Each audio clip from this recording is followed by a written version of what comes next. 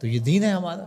ما وعدہ فی امرأ صدقہ، جو تم کمائی بیوی کو لا کے دیتے ہو، اس کے منہ میں رکھتے ہو، برگر کھلاتے ہو، تو بیوی کو جا کے تم جو چیز کھلاتے ہو لا کے، اور اس سے وہ خوش ہوتی ہے اور تمہیں بھی اس سے مسرت ہوتی ہے، تو فرمایا کہ وہ جو تم نے کمائی کر کے لقمہ لا کے بیوی کے منہ میں دیا اور وہ خوش ہوئی، تو فرمایا تمہارا وہ بھی نامہ اعمال میں صدقے کے کھاتے میں لکھا جائے گا۔ تمہارا دین تو کتنا آسان دین ہے، تمہارا دین تو اتنا اچھا دین ہے۔ صرف یہ ہے کہ نیت کے فرق سے میں نے کہا چور اور چوکیدار بنتا ہے، اس نیت کے قبلے کو درست کرنا ہے، اس لیے اس کو ثلث دین کہا گیا ہے، انما الاعمال بالنیات۔ تو ہم اس کے لیے جیتے ہیں، میری زندگی کا مقصد تیرے دین کی سرفرازی، میں اسی لیے مسلمان، میں اسی لیے نماز، بات ختم۔ ہم بس اسی کے لیے جی رہے ہیں، اسی کا حکم ہے، اپنی اولاد کی اچھی تربیت کرو، ان کو دین کے سپاہی بنانا ہے، اس کو اللہ کے مطیع اور فرما بردار بندے بنانا ہے۔ اس کے لیے جو تم کوشش کر رہے ہو،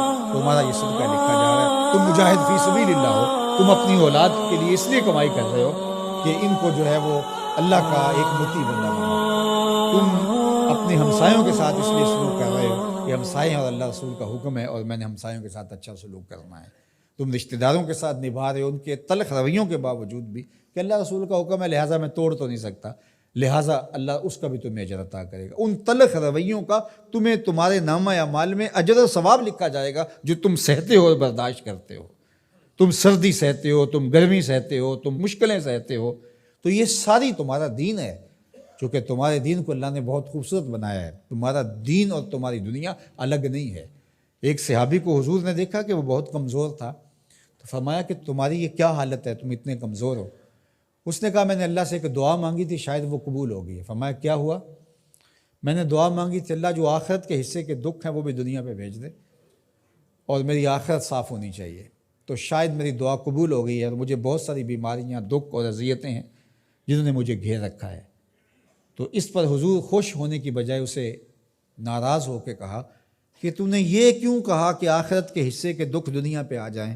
تو نے یہ کیوں نہیں کہا ربنا آتنا فی الدنیا حسنۃ وفی الآخرۃ حسنہ، اللہ مجھے اس جہاں میں بہتریاں دے دے، اس جہاں میں بہتریاں دے دے۔